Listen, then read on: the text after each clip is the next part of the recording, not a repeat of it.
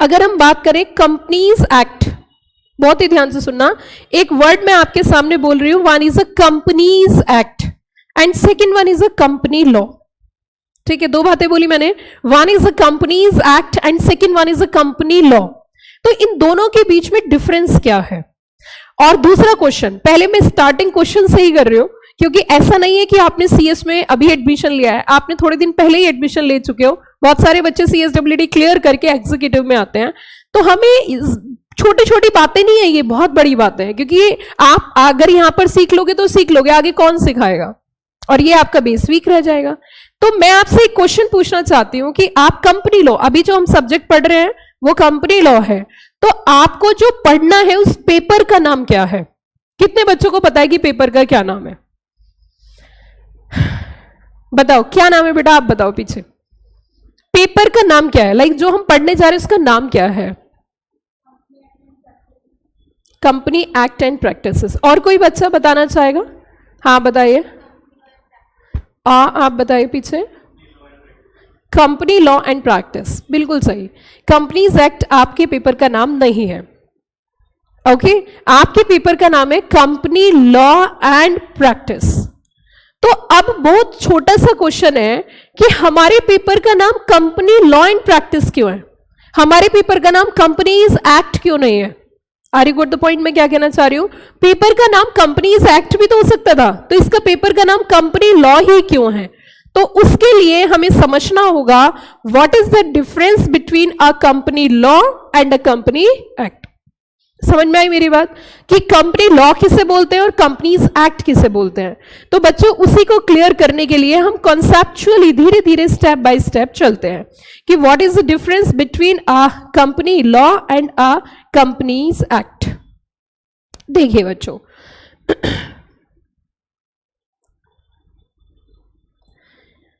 सबसे पहली चीज, अगर हम कंपनी लॉ की बात करें तो कंपनी लॉ का मतलब है ऐसा कोई भी कानून जो कंपनी के ऊपर लागू होता है, ऐसा कोई भी नियम जो कंपनी के लिए बना है, उसे हम क्या बोलते हैं? Company law. लेकिन अगर हम बात करें कंपनीज एक्ट, तो देखो अब धीरे धीरे मेरे साथ साथ समझना, यहां इन्होंने कहा सबसे पहली चीज कि अगर हम कंपनी लॉ की बात करें तो इन्होंने कहा it is a branch of law that govern companies and corporate entities.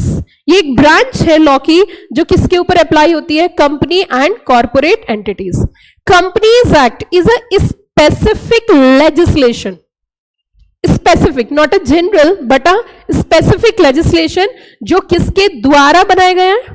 Parliament, and to regulate the companies. इसका मतलब कंपनीज एक्ट का मतलब है वो एक्ट जो कि पास किया गया है किसके थ्रू? पार्लियामेंट के थ्रू। तो जरूरी नहीं है कंपनी लॉ में हर वो चीज आए जो पार्लियामेंट ने पास किया है। क्या है? पहला पॉइंट पकड़ रहे हो? इट मींस कंपनी लॉ के अंदर ऐसे जरूरी नहीं है कि सब कुछ वही हो जो पार्लियामेंट ने नियम बनाया हो। लेकिन एक बात तो हमें समझ आ गई कि जो हमारा कंपनीज एक्ट है वो नियम है जो किसने पास किया है? हाँ जी, पार्लियामेंट ने। एक पॉइंट क्लियर हुआ।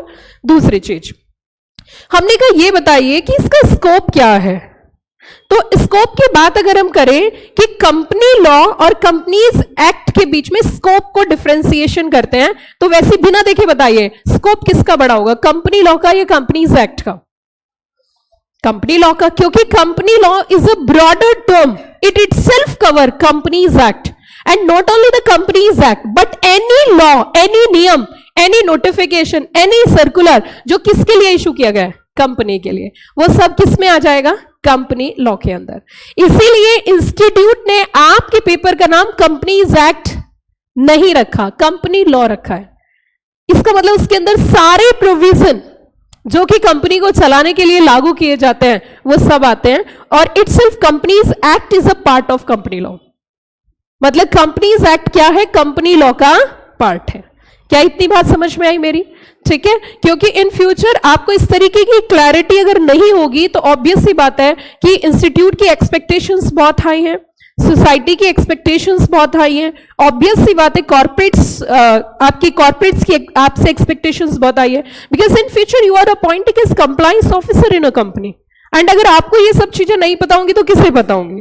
जिस पर्सन को एक्सपोर्ट पॉइंट ऑफ व्यू से देखा जाता हो और उसको एक लिटिल बिट डिफरेंस ही ना पता हो, तो it's like very very shameful. तो ये बहुत खराब हो जाता है। तो इसीलिए हमें बस जल्दी जल्दी, ये नहीं कि चैप्टर 1, चैप्टर 2, चैप्टर 3, मैं आपका ऐसा बेस क्रिएट कर दूंगी कि चैप्टर ऑटोमेटिक आपको समझ में आएगा। चैप्टर रटवाना नहीं है। जो बच्चे पहले से पढ़ते आ रहे हैं उन्हें भी पता है कि पहले हम चैप्टर का रूट मैप समझते हैं कि हमें एक्चुअल में चैप्टर में पढ़ना क्या है और पढ़ना क्यों है। बार बार मेहनत करोगे, बार बार करनी पड़ेगी। बेस क्लियर करके एक बार मेहनत करोगे तो एक बार पढ़ने के बाद सिर्फ रिवीजन रह जाएगा, कॉन्सेप्ट क्लियर हो जाएगा। क्लियर होगी मेरी बात?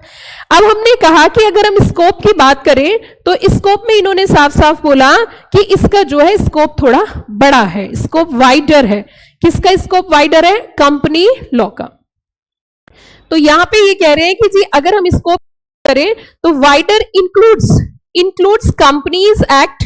तो इसमें क्या क्या चीजें कवर होती हैं? Number 1 is companies act, number 2 SEBI regulations. अब ये भी समझिए आप, सेबी रेगुलेशंस की अगर हम बात करें तो आपको ग्रुप 2 में आपका जो पेपर है capital market and securities loss, उसके अंदर रेगुलेशंस हैं, तो वो भी कंपनी लॉ के पार्ट में आ जाते हैं। तो जब मैं आपको चैप्टर पढ़ाऊंगी, फॉर एग्जांपल मैं आपको एजीएम पढ़ा रही हूं तो उसमें एलओडीआर रेगुलेशंस हैं, हम बोर्ड मीटिंग पढ़ रहे हैं तो उसमें भी एलओडीआर रेगुलेशंस हैं। तो हमारा जो पेपर रहेगा उसमें सिर्फ हमें एक्ट नहीं पढ़ने, हमें एक्ट भी पढ़ने हैं, हमें नोटिफिकेशंस पढ़ने, हमें सर्कुलर पढ़ने, और जो सेबी के बनाए गए नियम है जो किसके ऊपर अप्लाई होते हैं? कंपनी, वो भी हमें पढ़ने हैं। क्लियर या ऑल क्लियर? क्या इतनी बात समझ में आ रही है? तो देखिए, wider includes companies act, SEBI regulations, case law, circulars and notifications. Now इन्होंने कहा जी इसका जो स्कोप है वो थोड़ा नैरोअर है। क्यों? क्योंकि यहां पे सिर्फ क्या कवर होता है? Companies act. यहां तक बताइए किसी को कोई दिक्कत हो तो।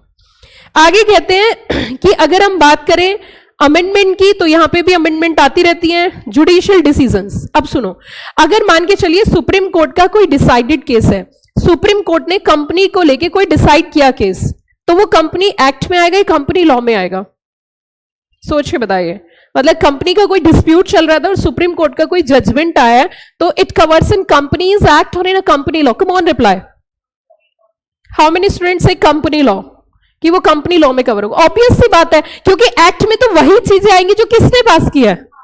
पार्लियामेंट ने। बस यही चीज मुझे सिखानी थी, मेरा सोल ऑब्जेक्टिव यही था कि एटलीस्ट हमें डिफरेंशिएशन पता होना चाहिए। What is the difference between a companies act and a company law? ठीक है, तो देखो लाइव में जो बच्चे पढ़ रहे हैं वो भी बिल्कुल ध्यान से और प्यार से समझे। अगर हम कंपनी लॉ की बात करें, मैंने अपने नोट्स में समराइज फॉर्म में कॉन्सेप्ट्स भी बनाए हैं।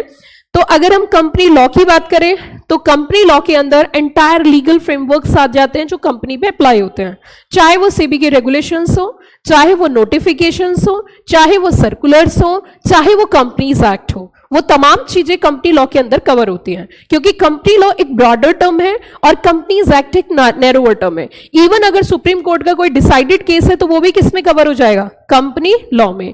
लेकिन कंपनीज एक्ट में सिर्फ वही चीजें आती हैं जो पार्लियामेंट के द्वारा पास की गई हैं। सो हम कह सकते हैं कंपनी एक्ट का स्कोप जो है वो क्या है? नैरोअर है, और कंपनी लॉ का स्कोप जो है वो ब्रॉडर है, क्योंकि इटसेल्फ उसमें केस लॉस भी कवर हो जाते हैं, नोटिफिकेशंस भी कवर हो जाते हैं। तो सीएस एग्जीक्यूटिव में जो बच्चे पढ़ रहे हैं उनका जो पेपर का नाम है वो क्या है? Company law. तो इसका मतलब आपको सब चीजें पढ़नी है। क्लियर या ऑल क्लियर? अच्छा, ऐसा कितने बच्चों ने सुना है कि कंपनी लॉ में चेंजेस हो जाते हैं? लाइक सीएस कोर्स में ना जल्दी जल्दी चेंजेस होते हैं, ऐसे कितने बच्चों ने सुना है कि बहुत अमेंडमेंट्स, अमेंडमेंट एक वर्ड होगा, ये शायद आपने सुना होगा कि there is like very huge amendments in a CS course. ऐसा आपने जरूर सुना होगा कि बहुत सारी क्या होती हैं? अमेंडमेंट्स होती हैं। कितने बच्चों ने बात सुनी है? सभी ने सुनी है। बट क्यों? देखो, मैं थोड़े क्वेश्चन आंसरिंग जरूर करेंगे, क्योंकि यहां पे जो क्लास का ऑब्जेक्टिव ये नहीं है कि मेरा एक प्री डिफाइंड लेक्चर है, मुझे बस वो लेक्चर लेना है, दैट्स इट। नो नो, मेरा basic objective I personally connect to you, कि आपके अंदर जो चीजें हैं ना वो मुझे बाहर लानी है, तभी जाके आप बहुत अच्छा मेरे से कनेक्टिविटी बना पाओगे। और कनेक्टिविटी हमेशा बनती है ट्रांसपेरेंसी, इट मींस कम्युनिकेशन से। So it's a two way communication. मुझे आपको भी समय देना है ताकि आप उसको सोच सको और फिर मुझे रिप्लाई कर सको। क्लास का ऑब्जेक्ट यही होता है, अदरवाइज आप घर पे भी पढ़ सकते हो। क्लास में एक टॉपिक को एम्फसाइज किया जाता है, उस पर डिस्कशन होता है, उस पर क्वेश्चन आंसरिंग होती है, तो वो बहुत अच्छा क्लियर होता है। But whenever you study at your home as a self study, आप उस पर सोचते नहीं हो, जस्ट पढ़ते जाते हो। ठीक है, हाँ तो बताइए क्यों होते हैं बहुत जल्दी जल्दी चेंजेस? बहुत जल्दी जल्दी चेंजेस क्यों होते हैं, क्या रीजन है? जो भी आपके पास आंसर है आप बता सकते हो। मतलब चेंजेस क्यों होते हैं, फ्रीक्वेंट चेंजेस क्यों होते हैं? लाइक अभी फैब की बात करें तो चेंज हुआ है, मार्च की बात करें तो चेंज हुआ है, अप्रैल की बात करें तो चेंजेस हुए, but why it's happen, what is the reason? Reason is very clear. Actually क्या है कि it's a very tough task कि हम पार्लियामेंट से कोई चेंज कराएं। मेरी बात सुनना ध्यान से, कि पार्लियामेंट से तो एक्ट पास हो गया, यही बहुत अच्छी बात है। तो जब एक्ट में चेंजेस होते हैं, लाइक नया एक्ट पिक्चर में आ रहा है, अमेंडमेंट एक्ट पिक्चर में आ रहा है, वो मैं सारा डिस्कशन करूंगी, तो वो पार्लियामेंट के प्रोसेस से होता है, ठीक है। लेकिन जो फ्रीक्वेंट चेंजेस होते हैं वो किसी सर्कुलर से हो सकता है, वो गवर्नमेंट ने कोई नोटिफिकेशन इशू किया उससे हो सकता है, या फिर सेंट्रल गवर्नमेंट ने अपने रूल्स में कोई चेंज किया तो भी चेंज हो सकता है। क्या मेरी बात समझ में आई? तो जो अमेंडमेंट एक्ट है वो कम आते हैं, बट जो रूल्स में चेंजेस है वो ज्यादा आते हैं। क्या मेरी बात समझ पा रहे हो? अच्छा ये बताइए, how many total sections in companies act? 470 section. ये बात आपको पता होनी चाहिए कि कंपनीज एक्ट के अंदर टोटल 470 सेक्शंस हैं। Okay, what I mean by the bare act?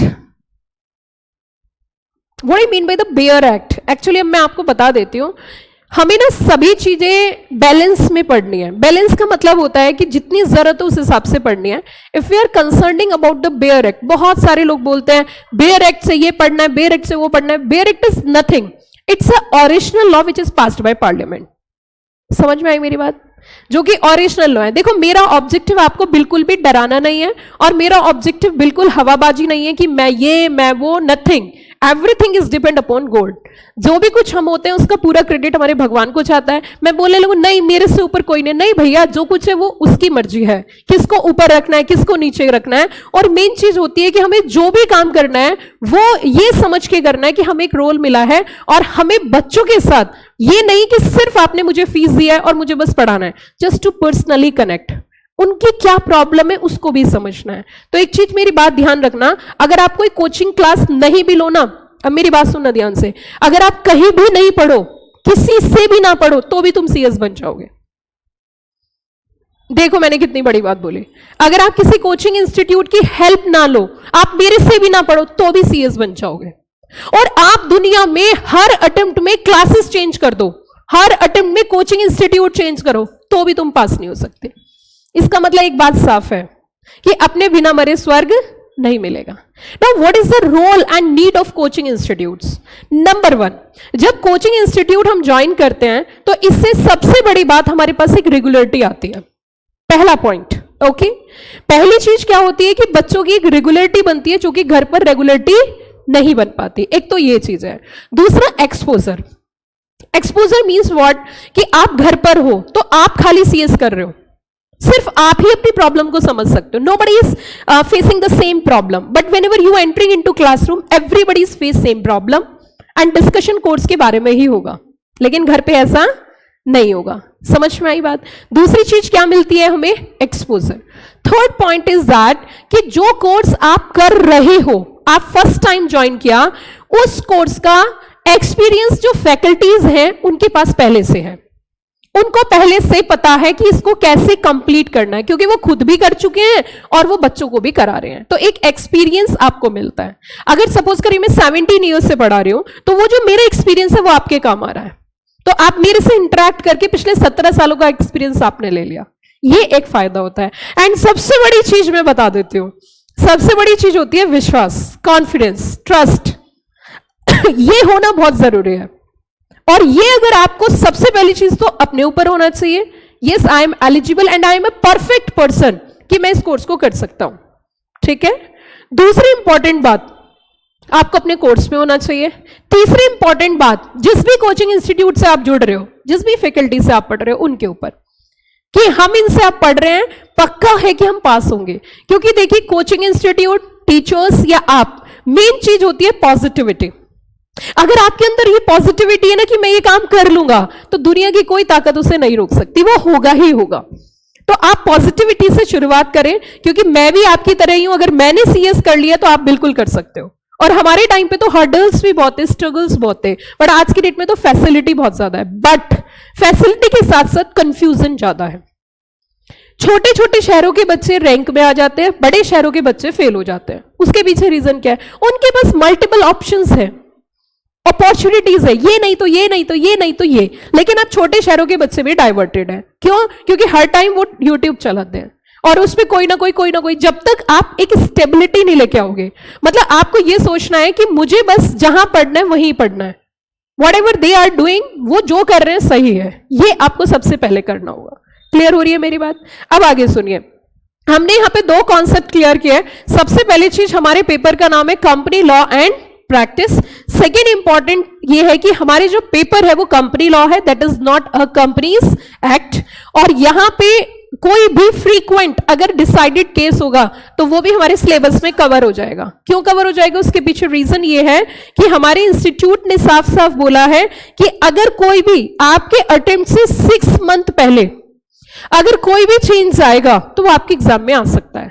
अब मैं आपसे एक क्वेश्चन पूछ रही हूं, आप मुझे बताइए, अगर कोई सुप्रीम कोर्ट का केस डिसाइड हुआ है in the month of July, तो क्या आपके अटेम्प्ट में आ सकता है? 6 मंथ का टाइम है, आ सकता है। ठीक है, तो अपडेशंस भी बहुत इंपॉर्टेंट है क्योंकि उससे कनेक्टेड हमारे एग्जाम में क्वेश्चंस पूछ लिए जाते हैं।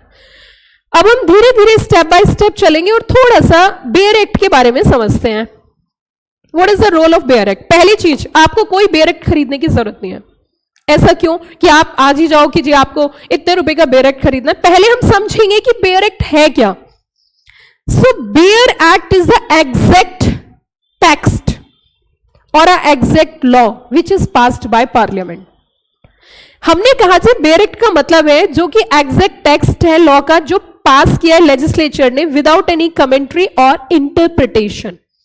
उन्होंने ओरिजिनली बस वहां पे फ्रेमवर्क किया है कि ये प्रोविजन है, लेकिन ये प्रोविजन क्यों है और इसका सिंपल मीनिंग क्या है, that is not clearly mention in bare act.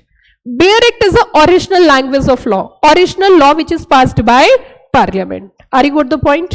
तो आपको किसी भी बच्चे को वो परचेज करने की जरूरत नहीं है, because it is easily available on the website, online available है। और मैं आपको ओपन करके भी दिखाऊंगी, जब भी कभी समय मिले, जब भी कभी टाइम मिले, आप उसे ओपन करिए, थोड़ा सा पढ़िए। ऐसा नहीं है, क्योंकि देखिए अब आप कॉर्पोरेट कल्चर में एंटर कर चुके हो, आप कॉर्पोरेट्स के लिए तैयार कर रहे हो, तो आपका सोचने समझने का, रहने सहने का, आपके टाइम मैनेजमेंट भी वैसा ही होना चाहिए। तो जब भी अब आपको अपनी एडिक्शंस बनानी होंगी, जैसे कि स्टडी करना आपका एडिक्शन होगा। अगर हम कंपनीज एक्ट की बात करें तो देयर आर टोटल 470 सेक्शंस, लेकिन हमें पहले दिन से पता होने चाहिए कि आउट ऑफ 470 सेक्शंस हमारे एग्जाम में कितने आएंगे। Anybody having any idea? Yes, 245। 1 से लेके 245 तक के जो सेक्शंस हैं वो हमें कहां पर पढ़ने हैं? वो हमें पढ़ने हैं सीएस एग्जीक्यूटिव में। If you are concerning about 246 and etcetera sections, कुछ सेक्शंस हमें पढ़ने हैं फाइनल में और कुछ सेक्शंस आपको सीएस टेन्योर में पढ़ाई नहीं जाते क्योंकि उनकी प्रैक्टिकल एप्लीकेबिलिटी कॉर्पोरेट्स पे है। तो जब आप एज ए सीएस वर्क करोगे तब आपको देखने होंगे। Got the point everybody? अब यहां पे हमने कहा कि ये जो बेयर एक्ट है उसका हमारे कंपनी लॉ में क्या रोल है। ऑलमोस्ट सेक्शंस जो हैं मैं आपको बेयर एक्ट से भी पढ़ाती हूं और उसके बाद उसका एक सिंपल इंटरप्रिटेशन होता है, सिंपल मीनिंग होता है, क्योंकि एज ए स्टूडेंट आपको ये पता होना चाहिए कि law is not a plain English. Law एक प्लेन इंग्लिश नहीं है। यहां पे बोला जाता है लॉ को पढ़ना नहीं बोला जाता है, लॉ को बोला जाता है इंटरप्रिटेशन करना। क्या बोला मैंने जरा बताना? इंटरप्रिटेशन करना। तो अब मेरी बात सुनना ध्यान से। तो हम यहां पे थोड़ा सा पीछे चलेंगे और कुछ बैकग्राउंड में चलते हैं। सबसे पहले हम कंपनीज एक्ट के हिस्ट्री में चले जाते हैं और हम ये देखते हैं कि ये जो कंपनीज एक्ट है इसका जो पेरेंट्स है वो कौन है। तो इनके जो पेरेंट्स हैं वो इंग्लैंड से हैं, इंग्लिश लॉज हैं। इंग्लिश लॉज क्यों है? क्योंकि इंडिया के अंदर कॉर्पोरेट कल्चर था ही नहीं। और मैं आज भी आपको बताती हूं, आप इंडिया की टॉप मोस्ट कंपनीज के नाम बताइए जो भी आप जानते हो। इंडिया की टॉप मोस्ट कंपनीज कौन कौन सी हैं? Reliance, okay, and Tata, Infosys. आप बहुत अगर उसे एनालिसिस करो कंपनीज को इंडिया के अंदर तो ऐसा लगेगा कि it's a Hindu undivided family business. आप देख लीजिए, आप रिलायंस इंडस्ट्रीज को देख लीजिए, आप इन्फोसिस को देख लीजिए, XYZ जो भी टॉप कंपनीज है, आप उनको prima fascia you feel like it's a Hindu undivided family business, जैसे कि क्या हो एक HUF। क्लियर हो रही है मेरी बात?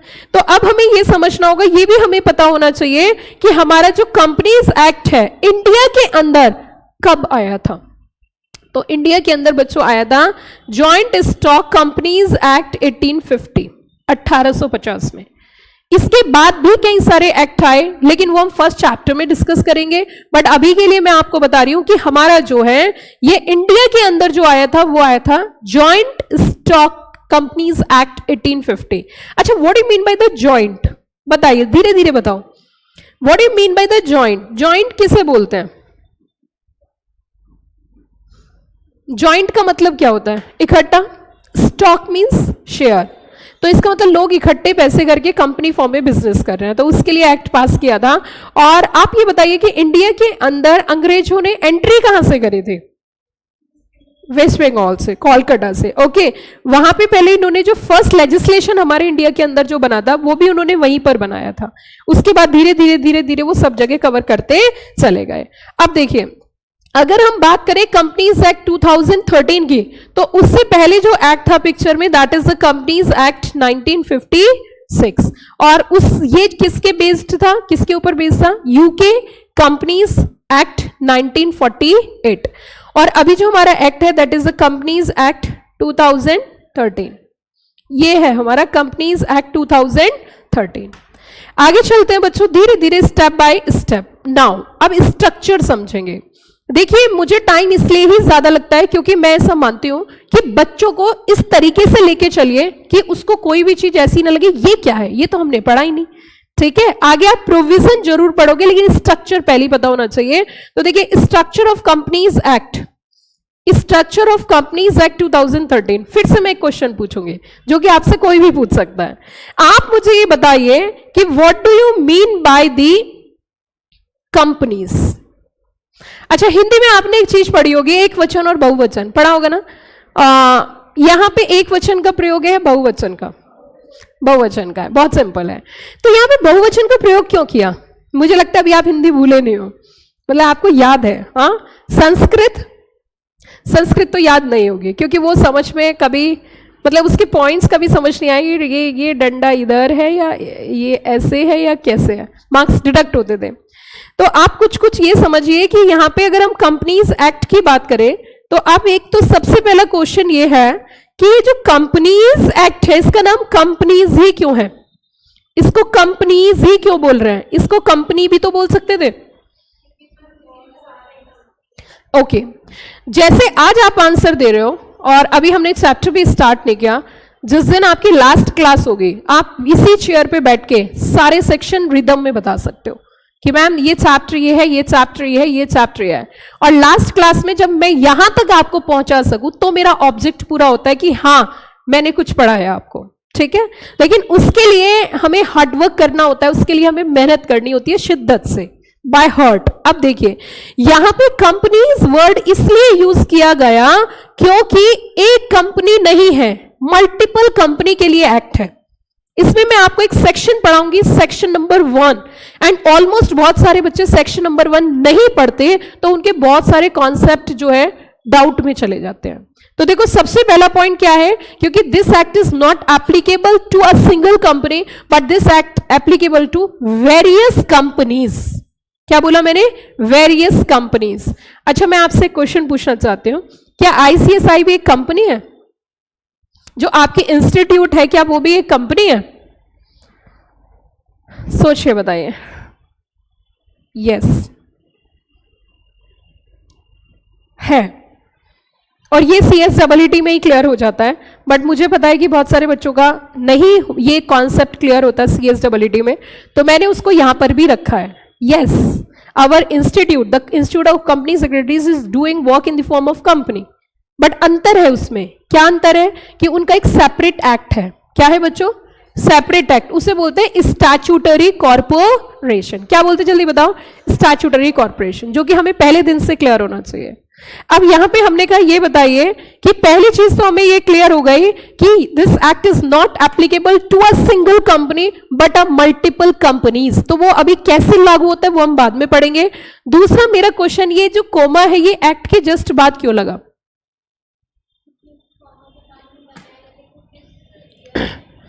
देखिए अब एक चीज और समझना, एक इंटरप्रिटेशन हम समझेंगे, इंटरप्रिटेशन ऑफ स्टैट्यूट्स। ऐसे मत देखो आपको भी याद हो जाएगा, अगली क्लास में जब आप आओगे तो पिछले क्लास के क्वेश्चंस होंगे तो आप फटाफट आंसर करोगे। तो बिल्कुल ध्यान से सुनो, जब भी कभी कोमे का प्रयोग किया जाता है, जब भी कभी कोमा लगाया जाएगा तो ये समझ लेना कि वहां पे सेंटेंस को ब्रेक किया जा रहा है, तोड़ा जा रहा है और दो बातें बोली जा रही है।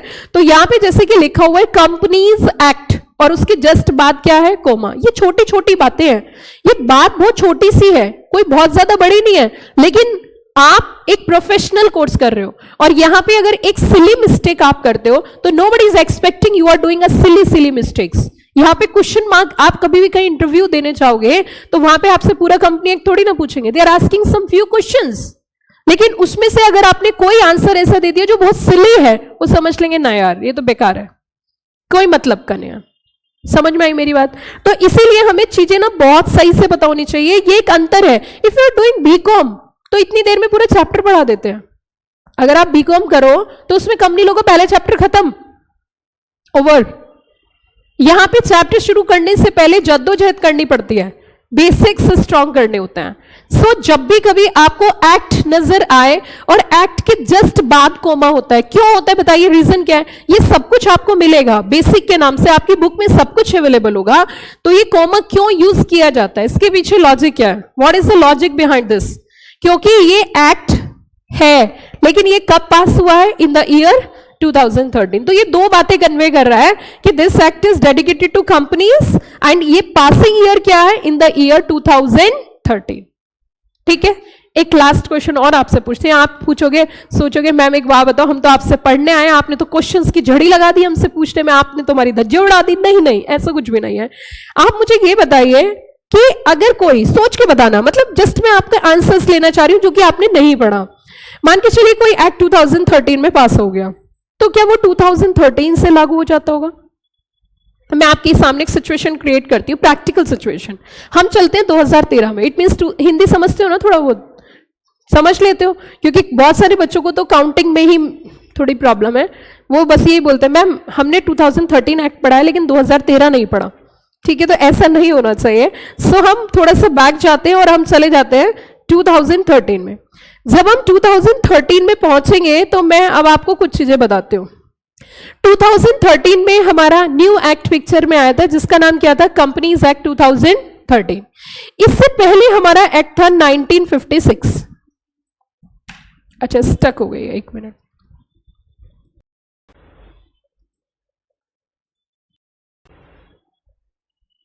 हाँ, तो हमारे हम जब 2013 में गए तो 2013 एक ऐसा सिनेरियो था जहां पे ऑलरेडी एग्जिस्टिंग एक्ट चला रहा था और उसका नाम था कंपनीज एक्ट 1956। ठीक, अब सडन क्या होता है, इन द मंथ ऑफ अगस्त एक न्यू एक्ट पिक्चर में आ जाता है जिसका नाम होता है कंपनीज एक्ट 2013। अब आप इस सिचुएशन को समझिए, हमारा जो कंपनीज एक्ट 1956 था इसके अंदर टोटल 620 सेक्शंस थे। ठीक है, लेकिन हमारा जो न्यू कंपनीज एक्ट है उसके अंदर टोटल 470 सेक्शंस है। मैं ये मान रही हूं कि आप उस टाइम सीएस हो एंड मैंने फील कर लिया, ज्यूम कर लिया, you are qualified company secretary. ठीक है, अब आप कंपनी सेक्रेटरी हो और हमारे कॉर्पोरेट्स पे न्यू एक्ट पिक्चर में आ चुका है, तो कैसे इसकी एप्लीकेबिलिटी की गई होगी, कैसे अप्लाई किया गया होगा? सपोज हमने कंपनी का नाम रखा एक्स लिमिटेड, तो अब ये बताइए मतलब कैसे सब कुछ हुआ होगा इतनी जल्दी जल्दी? क्या पूरा का पूरा एक्ट अप्लाई कर दिया होगा या ओल्ड एक्ट भी चला होगा या न्यू एक्ट के कुछ सेक्शंस लागू किए होंगे, कुछ बाद में लागू किए होंगे, या 2013 से पूरा एक्ट आ चुका होगा? देखो जब आप सीएस बन जाओगे ना तो आपके अंडर में आपके ट्रेनी वर्क करेंगे।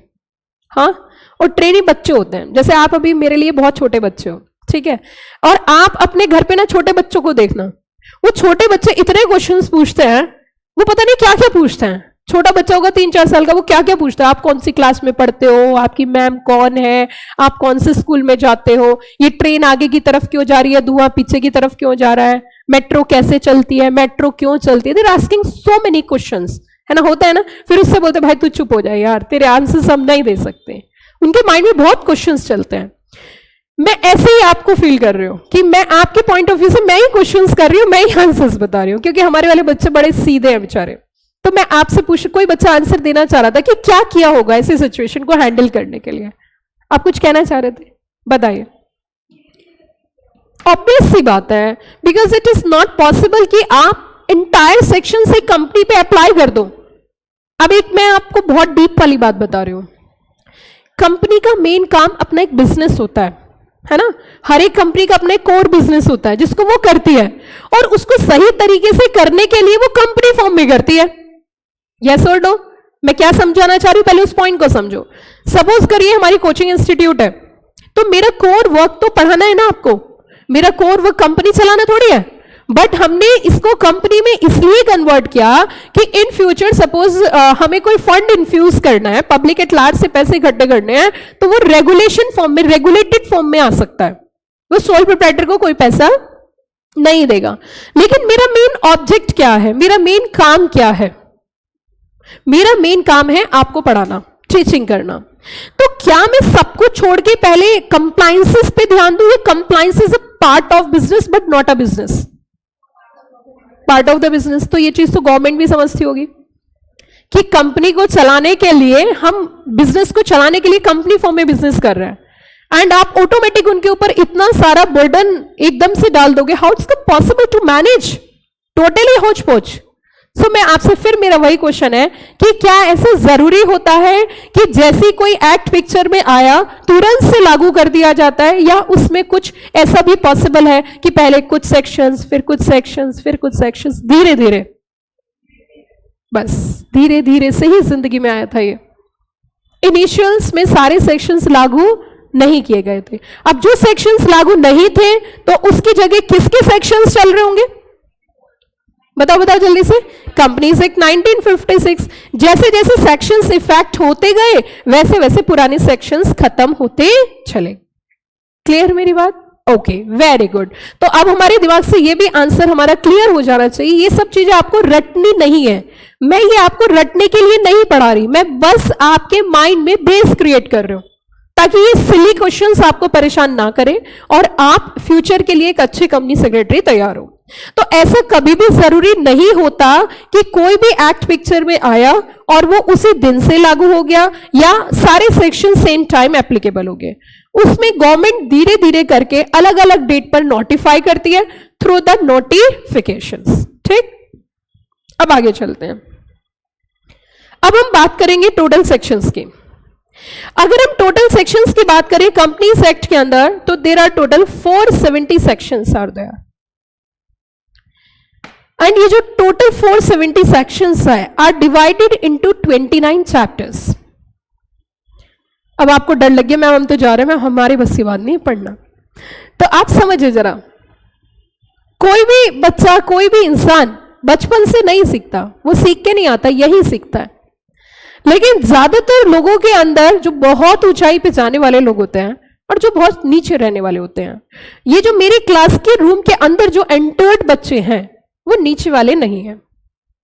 क्यों नहीं है? क्योंकि एक क्लासरूम में मैं जिन बच्चों को पढ़ा रही हूं वो बहुत ही टैलेंटेड और हम कह सकते हैं हार्ड वर्किंग स्टूडेंट्स हैं। ऐसा मैं क्यों बोल रही हूं? क्योंकि एक क्लासरूम के अंदर ऑन एन एवरेज 30 स्टूडेंट्स होते हैं, 25 स्टूडेंट्स होते हैं, लेकिन आउट ऑफ 25 और 30 students max to max 5 to 6 students ये सोचते हैं कि हमें कोई बड़ा कोर्स करना है। रेस्ट स्टूडेंट्स स्टार्ट करने से पहले ही मना कर देते हैं, हम इसके लिए नहीं बने। ये जो सेलेक्टेड स्टूडेंट्स होते हैं वो बहुत सेलेक्टेड बच्चे हैं जो यहां पर बैठे हैं। सबसे पहली बात, वो डरने वाले नहीं है, क्योंकि अगर वो डरने वाले होते तो उनको पहले से क्लासरूम के अंदर हर एक बच्चों को ये पता होता है कि सीएस कोर्स में फेल हो जाते हैं। आई एम राइट और रॉन्ग?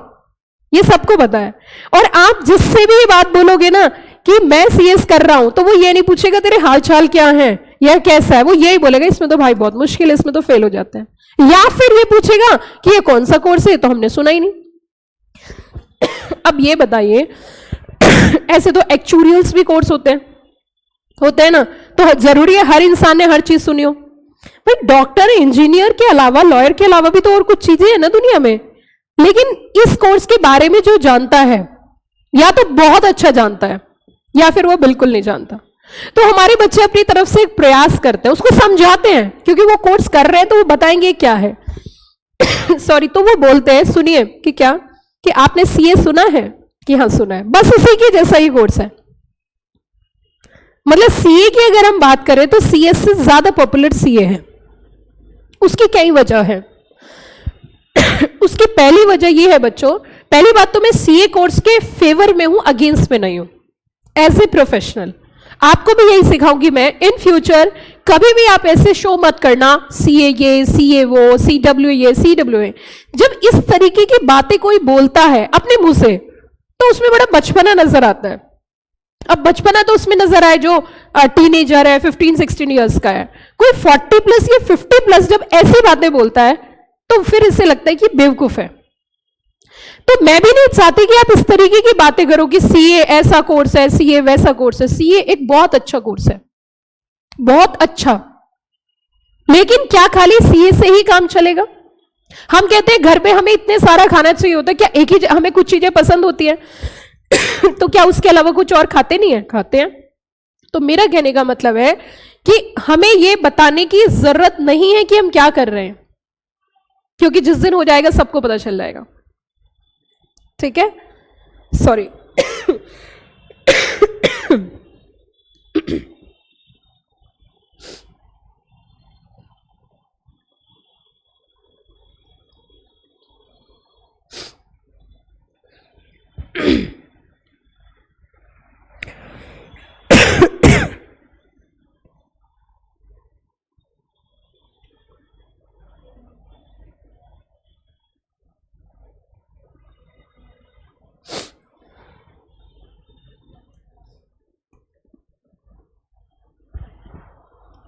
मैम वाटर बॉटल भिजवा दो।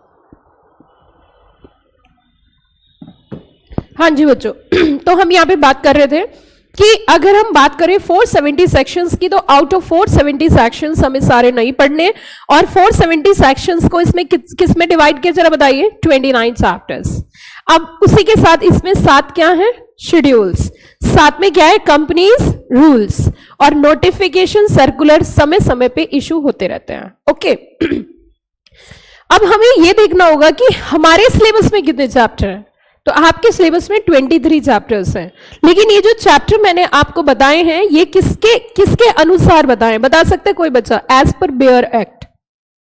As per bare act there are total 29 chapters are there, and 29 chapters को इन्होंने डिवाइड किया 470 सेक्शंस। तो देखो ये इतना आसान नहीं है कि मैं सारे सेक्शन आपको याद करा दूं, लेकिन पूरे कोर्स के दौरान आपको सारे चैप्टर याद हो जाते हैं, सीरीज ऑफ सेक्शंस याद हो जाती है। कैसे? जैसे मैं आपको एक छोटा सा सेक्शन याद करा रही हूं, यही याद हो जाएगा। 1 2 3 डिविडेंड मिलेगा फ्री।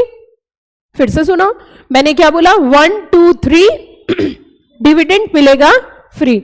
याद हो गया सेक्शन 123? यस और नो? ऑटोमेटिक सेक्शन याद हो जाता है, सेक्शन नंबर 123। तो 1 2 3 और डिविडेंड मिलेगा फ्री। क्लियर या all clear?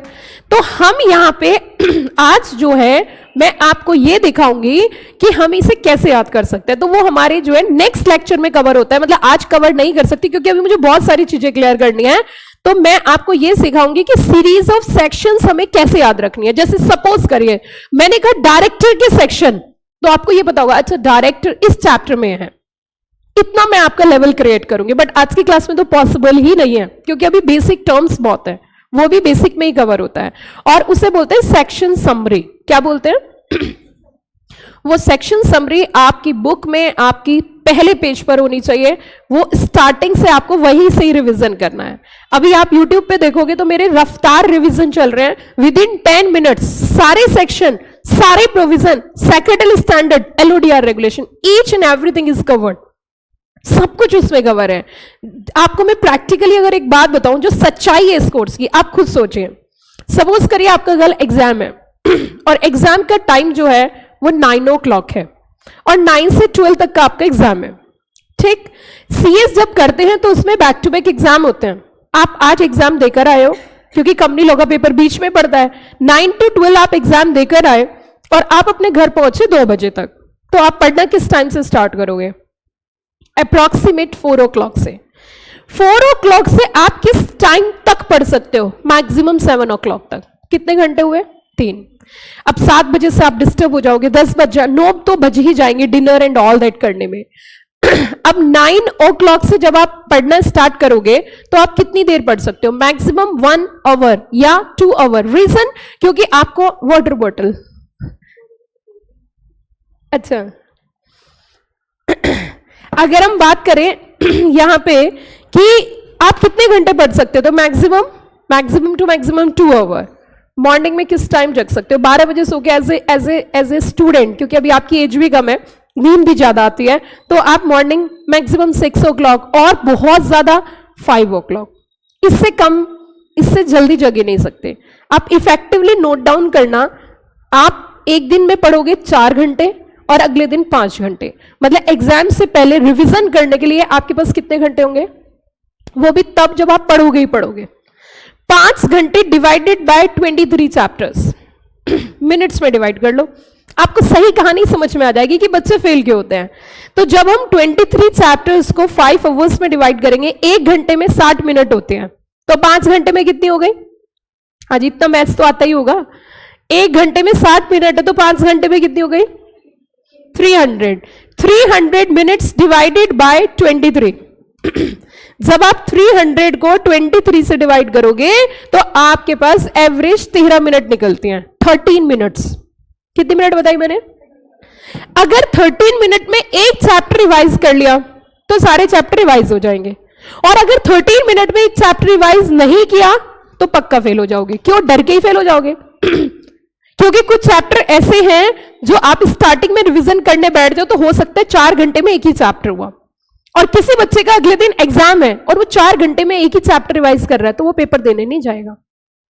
I am right और रॉन्ग? ये सच्चाई कोई भी टीचर किसी भी बच्चे को जल्दी से नहीं बताते, और ये सच्चाई है। तो मेरा ऑब्जेक्ट सबसे पहला है बच्चों को पास कराना, कि भाई जो पढ़ना है वो पढ़ो। क्लास में तो डिटेल में हम भी बहुत पढ़ाएंगे, लेकिन एक चीज ऐसी आपके पास होनी चाहिए जो आखिरी वक्त पे काम आए। समझ आ रही है मेरी बात? लास्ट मोमेंट पे आपकी हेल्प करे। लास्ट मोमेंट पे आपको जरूरत है सिंपल वाटर की, आप वहां पे नींबू पानी ढूंढ रहे हो, नींबू पानी का करोगे क्या? खाली पानी चाहिए था। समझ में आ रही है? तो बच्चे क्या करते हैं? डीप स्टडी करते रहते हैं, डीप स्टडी कर, जो वहां सिंपल पेपर आते हैं पूरा ही नहीं हो पाता। तो ये भी एक सबसे बड़ी वजह है जो बच्चे कामयाब नहीं हो पाते। ठीक है बेटा, अब सुनो मेरी बात। हमने कहा कि क्या जो हमारा कंपनीज एक्ट 2013 है वो एज इट इज चला आ रहा है या फिर उसमें भी कुछ चेंजेस हुए हैं? अब मुझे आपको इस लेवल तक लाने के लिए मेरा टाइम निकल चुका है, अब आप आंसर खुद ही दोगे। तो मैं आपसे पूछना चाहती हूं कि अगर एक्ट में चेंज करना है तो हमें किसके पास जाना पड़ेगा? रिप्लाई करके बताना सारे बच्चे। बिल्कुल सही। अगर हमें एक्ट में चेंज करना है तो इसके लिए हमें पार्लियामेंट का रुख करना पड़ेगा। लेकिन स्क्रीन पे आप एक चीज देखिए, आप खुद ही फील करोगे कि आपके सामने एक एक्ट का नाम है the companies amendment act 2015, and act हमारा कौन सा ईयर का? इन द ईयर 2013। और अमेंडमेंट एक्ट कब आया? 2015। मैं आपसे पूछना चाहती हूं, ऐसे 2 साल में क्या हो गया कि आप नया एक्ट लेके आए इन द ईयर 2013 और उसके जस्ट 2 साल बाद ही आप फिर से एक एक्ट, अमेंडमेंट एक्ट लेके आए? What is the reason behind this? नहीं समझे मेरा क्वेश्चन क्या है? हमने नया एक्ट पास किया which is basically substitute the old act that is companies act 1956, उसको उसकी जगह उसको रिप्लेस करके पूरा नया एक्ट आया जिसका नाम क्या था? Companies act 2013। और ठीक 2 साल बाद ऐसा क्या हुआ कि आपको पूरे एक्ट के अंदर चेंज करके एक नया एक्ट पिक्चर में लेकर आए? इसके पीछे की वजह क्या है? क्या कोई बता सकता है? क्या कोई बता सकता है? क्योंकि ये भी जानना जरूरी है। इसकी वजह है बच्चों ईज ऑफ डूइंग बिजनेस। क्या वर्ड बोला मैंने? Ease of doing business. Syllabus पढ़ने के बाद टीचर बन जाओगे और हर किसी को जब भी कभी कोई कुछ पूछेगा तो विद रीजनिंग आंसर दोगे कि ये वजह है। ऐसा कुछ तो हुआ। सबसे मजेदार पता है क्या है कि लॉ पढ़ाने में मजा क्यों आता है, मतलब इतना अच्छा क्यों लगता है, क्योंकि हर एक पॉइंट के पीछे रीजन है। It's not a plain English की पढ़ते जा रहे हैं। अच्छा, बहुत सारे बच्चे ऐसा भी बोल देते हैं, लो it's a very theoretical paper. भाई यहां लगती है बात, क्योंकि थ्योरेटिकल है ही नहीं। और कभी भी कोई बच्चा out of 7 papers 6 paper theory के फॉर्म में पढ़ ही नहीं सकता। Law is a very practical paper, provided आप उनकी रीजनिंग तो दो बच्चों को। थ्योरी तो 1 घंटे से ज्यादा पढ़ ही नहीं सकते, यहां तो थ्योर पूरे दिन लॉ पढ़ना है आपको। How it's come possible? Is a very interesting paper. बच्चों को भी इंटरेस्ट आता है जब उन्हें रीजनिंग समझ में आती है। तो आप सुनो मेरी बात ध्यान से। हुआ क्या कि इन द ईयर 2015 मोदी गवर्नमेंट का टाइम था। अब मैं ऐसा नहीं है कि उनकी तारीफ कर रही हूं, तो अब इसके रीजन समझिए। इंडिया के अंदर फॉरेन ट्रेड में बड़ी कमी आई, बहुत बड़े लेवल पे। मोदी गवर्नमेंट लगातार ट्राई कर रही थी कि फॉरेनर्स जो है इंडिया से अट्रैक्ट हो और इंडिया में अपना बिजनेस स्टार्ट करें। इसके 2 हमें फायदे होते हैं, एफडीआई जिसे हम बोलते हैं। सबसे बड़ा फायदा यह है कि हमारे देश के अंदर जो अनएम्प्लॉयमेंट की सिचुएशन है वो खत्म होगी। क्यों खत्म होगी? क्योंकि जब कंपनीज यहां पर आएंगी, मैन्युफैक्चरिंग यूनिट्स होंगी, तो ऑब्वियस सी बात है यहां पे लोगों को रोजगार मिलेगा। ठीक है, और हम यहां से फिनिश गुड्स बनाएंगे और अदर कंट्री में बेचेंगे, जो कि आपने एक नाम भी सुना होगा, मेक इन इंडिया। सुना है आपने, मेक इन इंडिया? इससे क्या फायदा होता है कि जब हम बना बनाया सामान विदेश से परचेज करेंगे, फिनिश गुड्स, तो वहां पे ना तो हमें एम्प्लॉयमेंट अपॉर्चुनिटीज मिल रही है और पैसा भी ज्यादा जा रहा है। कोशिश करो कि इंडिया के अंदर मैन्युफैक्चरिंग करो, कोशिश करो बाहर की कंपनीज को इंडिया में अट्रैक्ट करो, यहां आके बिजनेस करें। Nobody is interested to invest in India. The reason is very clear. Suppose हम एक एग्जाम्पल लेते हैं, हमने इनको टॉम मान लिया। हमने कहा कि mister Tom is interested to invest 1000 crore rupees in India for a new project. Okay, जब भी कभी टॉम इंडिया के अंदर, भारत के अंदर पैसा निवेश करेगा, तो वो ये भी तो देखेगा what are the chances of return back the money on investment. Return के चांसेस क्या हैं? तो इसके लिए बच्चों, आपके नॉलेज के लिए मैं बता देती हूँ, हमारा जो वर्ल्ड बैंक है, वर्ल्ड बैंक कंट्रीज को रेगुलेट करता है और उनकी रैंकिंग प्रिपेयर करता है। क्या प्रिपेयर करता है? Ranking. Approximately 180 countries are there जिनकी रैंक्स होती है, और रैंकिंग के बेसिस पर डिसीजन होता है कि हमें पैसा कहां निवेश करना है। जैसे फॉर एग्जांपल, मान के चलिए आपने इंडिया में पैसा इन्वेस्ट किया और यहां पे टैक्स का एक जाल है। जाल कैसे? आपका डीटी है, direct tax, indirect tax, custom, excise, मतलब वो जो भी काम कर रहा है ना उसके ऊपर उसे टैक्स देना है। अगर उसने इनकम भी कमाई और वो रेस्टोरेंट में पहुंच गया तो वहां पर भी उसे टैक्स देना है। तो टैक्स ऑन टैक्स है, multiple laws are there. That person is interested to start a new company. वो कोई कंपनी स्टार्ट करना चाहता है, तो उसको पता चला कि मैंने प्रोफेशनल को अप्रोच करा, महीना निकल गया, कंपनी का कोई अता पता नहीं है। That particular person getting fed up. तो वो जो रैंकिंग होती है ना, जैसे आपकी क्लास में रैंकिंग होती है, आपकी क्लास में जब रिजल्ट बनता है तो रैंक मार्क्स के बेसिस पर रैंकिंग होती है, ऐसे वो भी रैंक प्रिपेयर करते हैं। और रैंक के बेसिस पर हमारी इंडिया की वर्स कंडीशन थी, a very bad condition, very poor condition. क्योंकि हमारे यहां पे आपने सुना होगा 1 नेशन 1 टैक्स, जीएसटी। जीएसटी भी इसी वजह से आया था क्योंकि हमें अपनी रैंक को क्या करना था? इंप्रूव। अगर रैंकिंग इंप्रूव होगी तो ऑब्वियस सी बात है हमारे यहां पे इन्वेस्टर्स ज्यादा आएंगे, हमारे यहां एफडीआई होगी। क्या मेरी बात समझ में आई? तो it's a concept of ease of doing business, and मैं आपको बोलूंगी इस चीज के लिए कि आप इसके बारे में पढ़िए। आज घर जाके थोड़ा सा ईज ऑफ डूइंग बिजनेस के बारे में पढ़ना, आपको बहुत अच्छा लगेगा। आप जब कंपनीज एक्ट यहां पे पढ़ोगे तो इसको कनेक्टिविटी आपकी बनेगी कि हाँ भाई कनेक्शन है, लॉजिक्स है, किसी चीज का एक दूसरे से कनेक्टिविटी है। तो आपको देखो, मैंने आपसे पहले भी बताया था कि अगर आप कोचिंग नहीं भी लो ना तो भी आप पास हो सकते हो, लेकिन कोचिंग ना लेने के बाद जो पास होने के चांसेस हैं वो 2 या 3 अटेम्प्ट हो सकते हैं। बट अगर आपने कोचिंग ज्वाइन कर ली तो मैं सब मानती हूं कि why you go for second attempt, जब आपको सब कुछ बना बनाया मिल रहा है, सारी गाइडेंस मिल रही है। तो बच्चा कोचिंग इंस्टीट्यूट ज्वाइन करता है कि मुझे 1 टाइम पास होना है। और कोचिंग क्यों ज्वाइन करी? क्योंकि इसकी रेगुलरिटी नहीं होती और वो कोचिंग आना ही बंद कर देगा। तो वो क्या हो जाता है? डबल एज स्वॉर्ड, 2 धारी तलवार है ना। आपने कोचिंग ज्वाइन करी अपने मेंटली सेटिस्फैक्शन के लिए कि हम पास हो जाएंगे, और उसको उसमें ही आप आ नहीं रहे हो, तो ऑब्वियस सी बात है, ये तो वही बात हुई, इससे अच्छा तो ज्वाइन ही ना करते। तो मैं आपसे एक बात जरूर कहना चाहूंगी कि आप जब ज्वाइन करो तो कुछ भी हो, what ever be the situation, exam देने हैं और पूरी क्लासेस अटेंड करनी है, क्योंकि हर क्लास में जब क्लासेस लेने के बाद बच्चे एग्जाम देते हैं तो उनको 20 मार्क्स का एडवांटेज तो वैसे मिल जाता है, क्योंकि बहुत सारी चीजें सुनी हुई याद रहती हैं।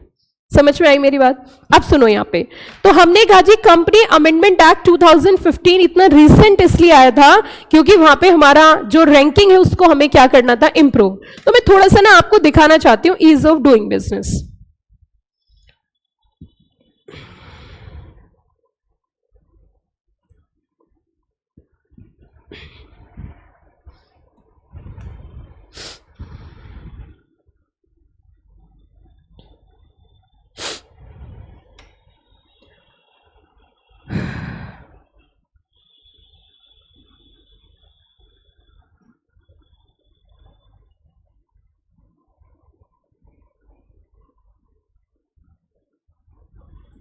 ये देखिए बच्चों, this is a World Bank group and ये आपको नजर आ रहा होगा, ease of doing business rank Singapore, rank within group starting business getting credit.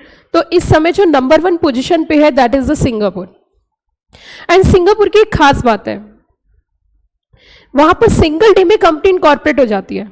Suppose today आपका मन बना कि मुझे कंपनी बनानी है, तो सिंगल डे में कंपनी बनके तैयार, एक दिन के अंदर कंपनी बनके क्या हो जाती है, तैयार हो जाती है सिंगापुर के अंदर। तो अब देखिए इसी तरीके से हांगकांग है एंड बहुत सारी न्यूमरस ऑफ कंट्रीज हैं। लेकिन अगर हम बात करें यहां पे इंडिया की, तो इंडिया की इस टाइम पे 63rd पोजीशन है, 63rd। आप देखोगे ये हमारा हिंदुस्तान है और इस पर हम क्लिक करते हैं। ये देखिए साउथ एशिया में कवर होता है, पॉपुलेशन बताना मैं नहीं चाहती आपको। City covered here is Mumbai and Delhi and income category please, वो भी मुझे बताने थोड़ा अच्छा नहीं लग रहा, ठीक है। It's a lower middle income and ये देखिए ओवरऑल रैंकिंग इज 63rd। ये स्कोर दिए हुए हैं कुछ स्टार्टिंग, और सुन लीजिए ये आप 63rd तो आप पोजीशन पे हैं, जबकि हम फर्स्ट पोजीशन पे भी जा सकते हैं। पता है क्यों जा सकते हैं? क्योंकि हमारे यहाँ पे एक हमारी कंट्री में एक चाइना में बिजनेस बहुत ज़्यादा है, क्योंकि जहाँ ज़्यादा पॉपुलेशन होती है वहाँ ज़्यादा रिसोर्सेज की नीड होती है। तो ऐसा नहीं है कि हमारे पास अपॉर्चुनिटीज़ की कमी है, बट हमारे यहाँ प्रॉब्लम क्या है? सबसे बड़ी problem corruption, unsystematic working, multiple laws, less compliances. लोगों के अंदर डर ही नहीं है कि कोई भी लॉ का ब्रीच फटाफट से कर देते हैं, ठीक है क्या ही होगा ज्यादा से ज्यादा, मतलब कोई डर ही नहीं है। But if you are concerning about before independence, अगर आपने कोई लाइक सीरियल या मूवी देखी हो तो उसमें जो सैनिक आते थे वो घोड़ों पर आते थे, देखा होगा ना आपने। घोड़े पर, और घोड़ों की आवाज सुनकर ही लोग अंदर चले जाते थे। ये खौफ बना रहा काफी टाइम तक, देश आजाद होने के बाद भी। मैं अपनी बात भी बता देती हूँ, जब मैं बहुत छोटी थी बचपन में तो लोग पुलिस से डरते थे कि पुलिस है पुलिस है पुलिस है। आज के डेट में पुलिस को कोई कुछ पुलिस ही नहीं समझता है ना। ये बात अगर पुलिस है तो है, पहले पुलिस वाले पर्सन को देख के लोग सोच अरे यार पुलिस है यार, लेकिन आप सबको पता है क्या कर लेगी पुलिस, मेरा कुछ नहीं कर सकती, है ना। तो कम डरते हैं, बहुत लोगों के अंदर डर अब क्या हो गया है, कम। तो देखिए यहां पे इन्होंने कहा कि starting a business, dealing with construction, registering property, trading across border and paying taxes. तो ये सारे पॉइंट्स हैं बच्चों, इनमें हमने सुधार किया। Starting a business like for example a company, तो पहले क्या था कि कंपनी बनाने में ही टाइम बहुत लग जाता था, लेकिन अब यहां पे चेंज हुआ। और अगर हमें कंपनी बनाने में चेंज करना है तो बताइए हमें कौन से एक्ट में बदलाव करना होगा? अगर कंपनी इनकॉर्पोरेशन में चेंज करना है, टाइम कम करना है तो कौन से एक्ट में जाना होगा? Companies act 2013। तो उन्होंने कहा देखो जहां टाइम लग रहा था ना उन सब चीजों में क्या करिए, चेंज करिए। और वो चेंज हुआ था इन द ईयर 2015। जब जब सेक्शन आएंगे तब तक मैं आपको क्लियर करूंगी। और ये जो काम है ये बंद नहीं हुआ, चलता ही रहा। फिर आया 2017, 2019 एंड 2020 और अभी भी है। लेकिन यहां पे एक वर्ड यूज किया बच्चों, ordinance. Anybody having any idea about the ordinance? Ordinance का कोई आइडिया है?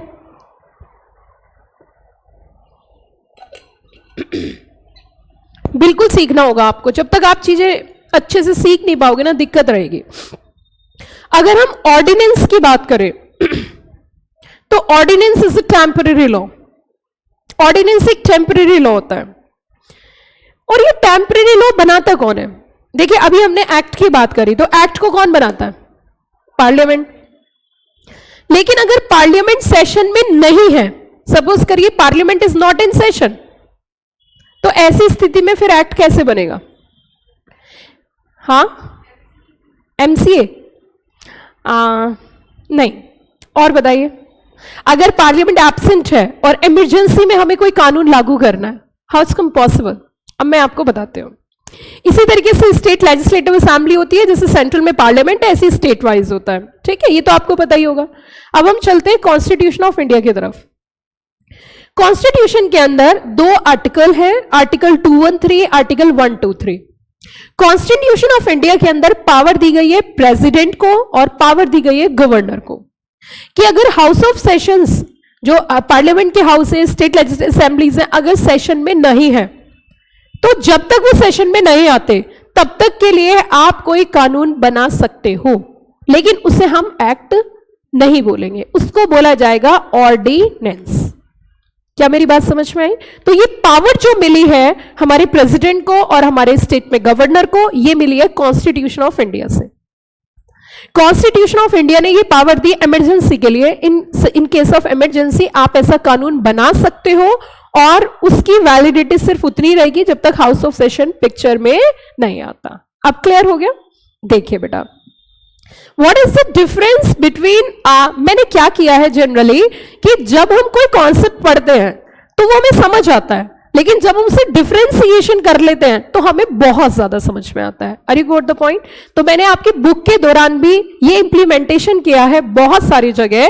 सबसे पहली चीज तो जो बहुत अच्छी चीज अभी भी बच्चों को मैं करा रही हूं, that is the summary, summarise form, a quick summary. मतलब सबसे ज्यादा डर पता है क्या लगता है? आप जिस दिन आपका एग्जाम हो और आप अपने स्टडी मटेरियल लेके बैठ जाओ, ठीक है, और एग्जामिनेशन सेंटर पर जितने बच्चों के हाथ में स्टडी मटेरियल दिखेगा, समझ लेना इसका रिजल्ट आना नहीं है।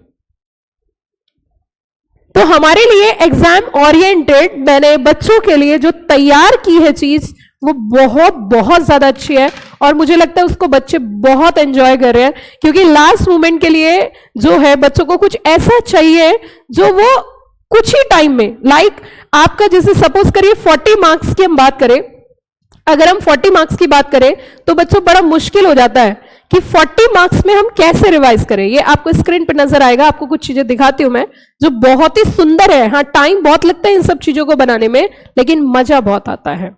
मतलब आप 40 मार्क्स एक एक चैप्टर 10-10 मिनट्स में रिवाइज कर सकते हो। एग्जाम से पहले बैठ जाओगे आराम से, सब हो गया मेरा, बस मुझे पेपर देने जाना है। और सबसे मेन चीज होती है पॉजिटिविटी।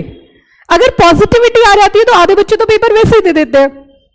तो ये आपको जो नजर आ रही है, this is a summary actually, और एक नहीं दो नहीं, हर चैप्टर की समरी है। और सबसे बड़ी बात ये देखिए, a single page summary, this is a single page summary, it's a quick summary. Summary भी और समरी में भी क्विक समरी, ये तो 5 मिनट में रिवाइज कर सकते हो, और पॉइंट सारे कवर है। ये जो आपको नजर आए, दीज आर द कीवर्ड्स, ये सब कीवर्ड्स है, ये सब कीवर्ड्स है, सिर्फ वही चीज जो जरूरी है।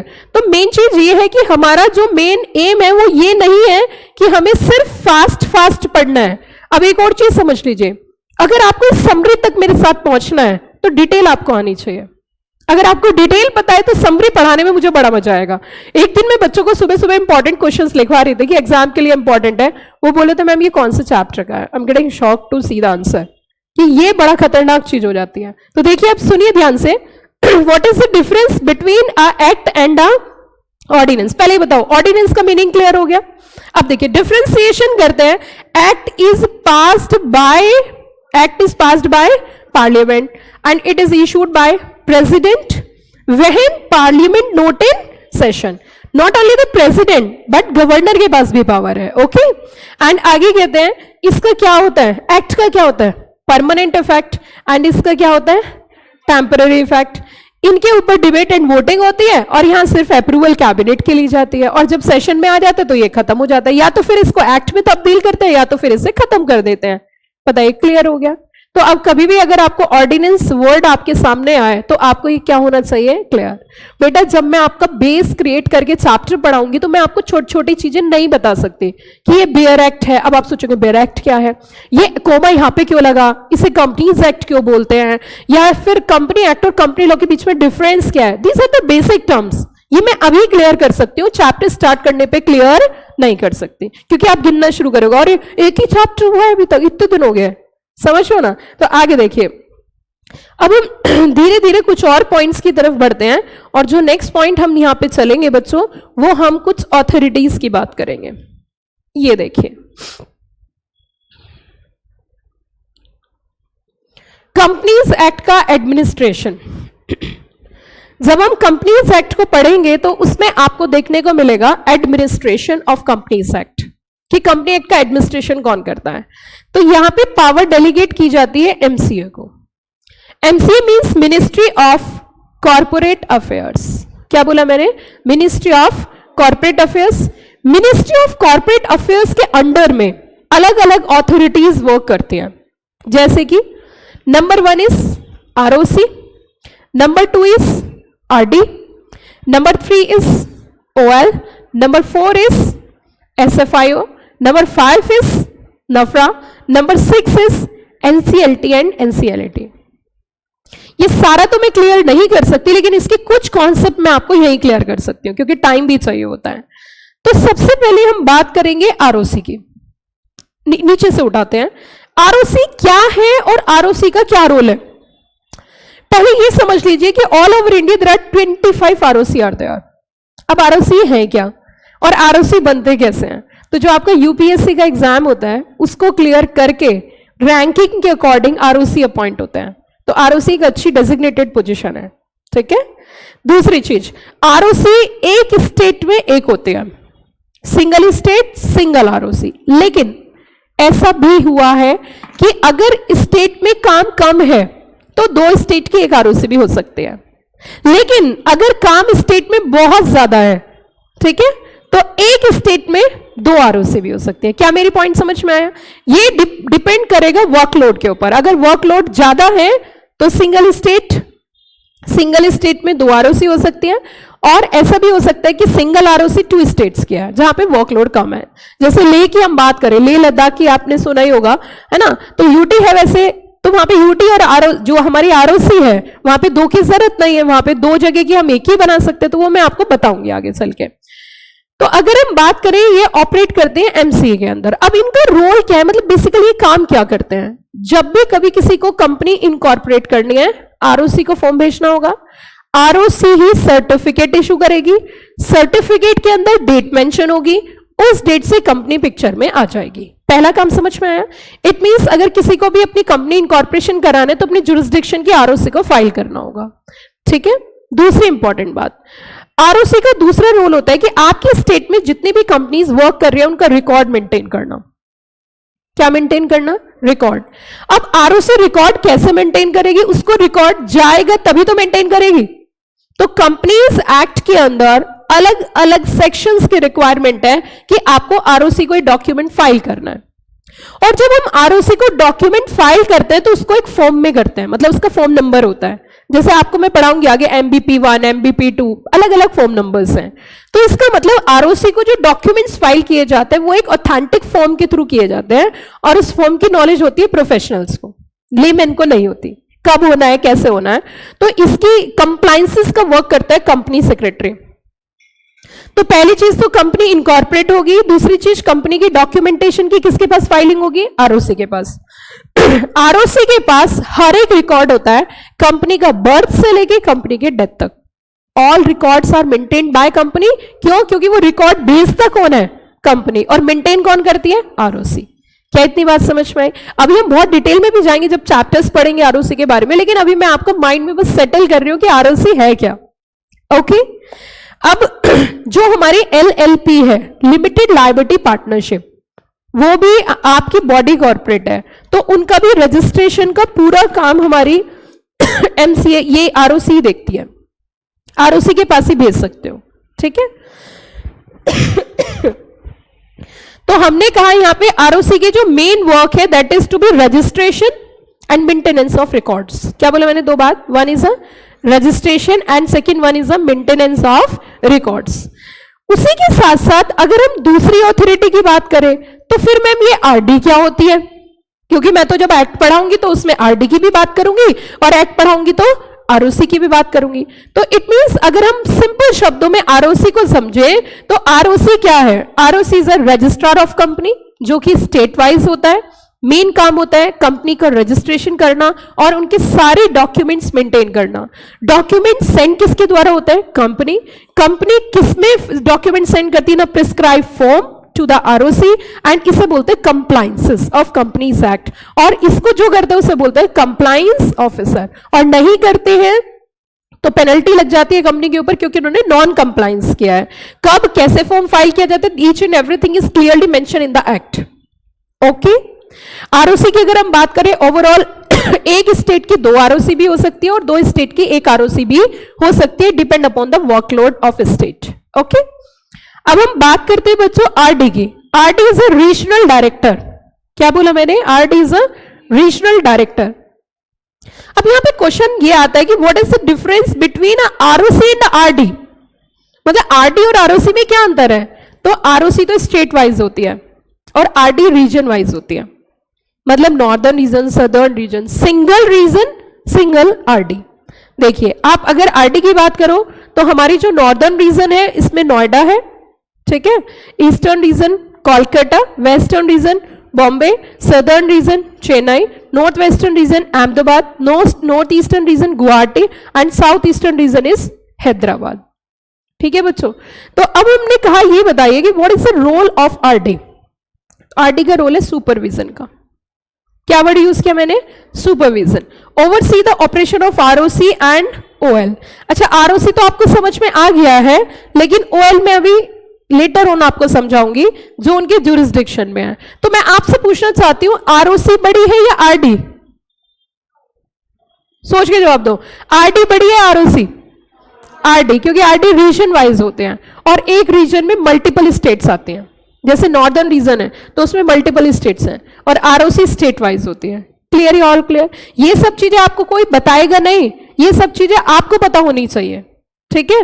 That is not mention in your book, ये बुक में भी नहीं है, लेकिन ये मुझे बताने हैं क्योंकि इस चीज के लिए ही आपने फीस पे करी है कि आपका बहुत सारे बच्चों को बड़ी जल्दी होती है सीएस क्लियर करना है। सीएस भाई सीएस क्लियर करना है, लेकिन इतनी जल्दी मत करो कि गलत सलत तरीके से आप चीजों में आगे बढ़ो। बेसिक्स स्ट्रॉन्ग करो बेटा, चाहे 6 महीने लेट हो जाओ, लेकिन एक कॉन्फिडेंस अंदर से हो कि किसी भी कंपनी में जाओ कोई दिक्कत नहीं, मुझे सब आता है। अपनी प्रैक्टिस स्टार्ट करो, मुझे सब आता है। जब हमें चीजें आती नहीं है ना तो बहुत डर रहता है, और जब चीजें आती है तो आप बहुत कॉन्फिडेंस से कहीं भी काम करने जा सकते हो। क्लियर होगी बात? तो देखो आगे, पहला वर्ड किसने क्या बताया? सुपरविजन। दूसरा is a quasi judicial authority. Now what do you mean by the quasi judicial? Quasi means होता है seems to be like a judicial authority. Seems to be like a, quasi is a Latin word. इसका मतलब होता है दिखती है, किसके जैसी? Judicial body. जुडिशियल बॉडी कौन होती है? कोर्ट। तो इसका मतलब किसके जैसी दिखती है? कोर्ट के जैसी। Handle matters such as compounding approvals, है ना, across the state and other approvals जो कि सेंट्रल गवर्नमेंट ने डेलीगेट कर रखी है। अब मैं आपके सामने एक सिचुएशन क्रिएट करते हूँ। सपोज करिए हम अपनी स्टेट चेंज कर रहे हैं, हमारी कंपनी की रजिस्टर्ड ऑफिस कराट प्लेस में थी और अब हम उसको नोएडा में शिफ्ट कर रहे हैं, तो क्या स्टेट चेंज हो रही है? भैया इस हिंदुस्तान का क्या ही होगा, स्टेट चेंज हो रही है। स्टेट यूपी में पड़ता है नोएडा। तो अब ये बताइए क्या आरओसी भी चेंज होगी? सोच के बता, आरओसी चेंज होगी। तो यहां पे अप्रूवल आरओसी से ली जाए तो आरओसी टू आरओसी तो सेम लेवल पे वर्क कर रही है, यस और नो? तो इसका मतलब इसकी अपर बॉडी से हमें अप्रूवल लेनी पड़ेगी। तो यहां पे अपर बॉडी कौन है? आरडी। अब आरडी से जब हम अप्रूवल लेने जाएंगे तो आरडी ऑर्डर इशू करेगी, पुरानी वाली आरओसी को आदेश देगी जितना भी डॉक्यूमेंट आपने इसका मेंटेन किया है वो न्यू आरओसी को क्या करिए? शिफ्ट करिए। और न्यू आरओसी से क्या बोलेगी? आप इसे नया सर्टिफिकेट दीजिए जिसके अंदर आपकी स्टेट मेंशन हो। मेरे पॉइंट समझ में आ गया ना? इट मींस अगर हमें रजिस्टर्ड ऑफिस शिफ्ट करनी है from one state to another state. तो ऐसे सिचुएशन में हमें क्लैरिटी होनी चाहिए कि हमें किससे अप्रूवल लेना है, और ये काम कौन करता है? Company secretary, taking approval from RD, और इसकी फीस चार्ज होती है। तो आरडी की अगर हम बात करें तो आरडी जो है आरओसी के डिसीजन से अगर आप सेटिस्फाइड नहीं हो तो भी हम किसके पास जा सकते हैं? आरडी के पास। आरओसी तो हमारी अप्रॉक्सीमेट 25 है, लेकिन आरडी हमारी मात्र 7 ही है, क्योंकि आरडी रीजन वाइज होते हैं और आरओसी स्टेट वाइज होते हैं। अब क्लियर हुआ? अब इसका डिफरेंशिएशन करते हैं तो और क्लियर हो जाएगा। तो सबसे पहले what is the full form of RD? Is a regional director. मतलब आरडी की जो फुल फॉर्म है वो क्या है? Regional director. आरओसी की फुल फॉर्म क्या है? Registrar of companies. It is appointed by MCA, again क्योंकि किसके जुरिस्डिक्शन में काम कर रहे हैं? एमसीए। मैंने आपको स्टार्टिंग में ही दिखाया था कि ये किसके एडमिनिस्ट्रेशन में वर्क कर रही है?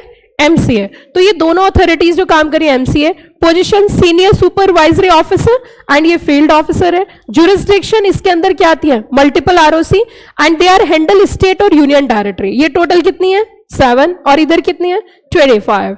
मेन रोल इनका क्या है? सुपरविजन का। इनका मेन रोल क्या है? रजिस्ट्रेशन एंड रेगुलेशन का। इनके पास ब्रॉडर पावर्स है, इनके पास इनकॉर्पोरेशन पावर्स है। ये क्वाशी जुडिशियल पावर्स रखते हैं।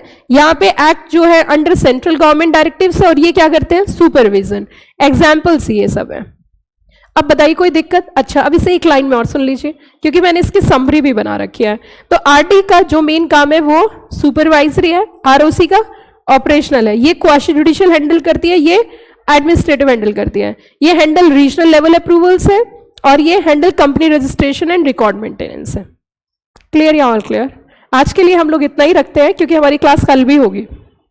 ठीक है, तो यहां तक कोई दिक्कत हो तो बताइए मुझे। एक बार रिवाइंड करें कि हमने क्या क्या पढ़ा, क्या क्या सीखा। हम बैक से ही चलते हैं। हमने यहाँ पे कवर अप किया बच्चों अपना, हमने टॉपिक कवर किया आरडी, हमने यहाँ पे समझा आरओसी को, हमने यहाँ पे समझा आपका बेसिकली जो है कंपनी एक्ट और कंपनी लॉ के बीच में डिफरेंस, कि what is the difference between a company law and a companies act. हमने यहाँ पे समझा what is the structure of companies act. There are total 470 sections, 29 chapters and the 7 schedules, and उसी के साथ हमें कंपनी के रूल्स और सर्कुलर्स देखने होते हैं। हमने यहाँ पे अमेंडमेंट समझा, हमने यहाँ पे डिफरेंस समझा between the act and the ordinance, हमने यहाँ पे डिफरेंस समझा what is the difference between a company law and a companies act. कोई दिक्कत यहाँ तक? सब कुछ क्लियर? चलिए, बहुत अच्छी बात है। इसी तरीके से आपको रिटेनरशिप होनी चाहिए।